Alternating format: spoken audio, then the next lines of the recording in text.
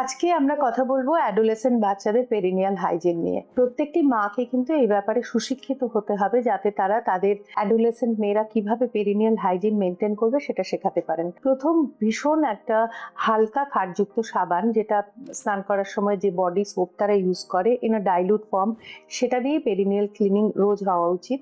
স্নানের সময় অন্তত একবার করে, পিরিয়ডের সময় সেটা আরো একাধিকবার হতে পারে। ওদেরকে শেখাবেন যাতে স্কোয়াট করা পজিশনে পেরিনিয়ামটা ক্লিনিং করে। আদারওয়াইজ অনেক সময় ফোল্ডস অফ স্কিনে বেশ কিছু ময়লা থেকে যায়, যেগুলো ইনফেকশনের কারণ হতে পারে। স্কুলে গিয়ে অনেক সময় তারা টয়লেট ইউজ করতে চায় না, কারণ ঘেন্না পায়। প্রথম শিখিয়ে দিন যে টয়লেট ইউজ করার আগে যেন তারা অবশ্যই ফ্লাশ করে, কারণ টয়লেটে যে ইনফেকশনটা হয় বেসিক্যালি ইউরিনটা স্প্ল্যাশ করে ছিটে আসে বলে হয়।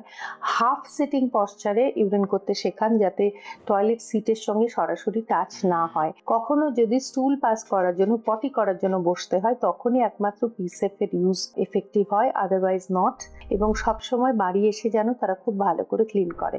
ইউরিন করার পর যখন জল ব্যবহার করবে, তারপর যেন অবশ্যই কোনো একটা টিস্যু পেপার অথবা সফট কাপড় দিয়ে ড্যাব ড্রাই করে নেয়। এই বেসিক যদি নলেজ গুলো তাদের থাকে, তাহলে ইউরিনারি ইনফেকশন বা পেরিনিয়াল ইনফেকশন, যেগুলো কমিউনিটি অ্যাকোয়ার্ড ইনফেকশন, সেগুলোর রেট আমরা কমাতে পারি।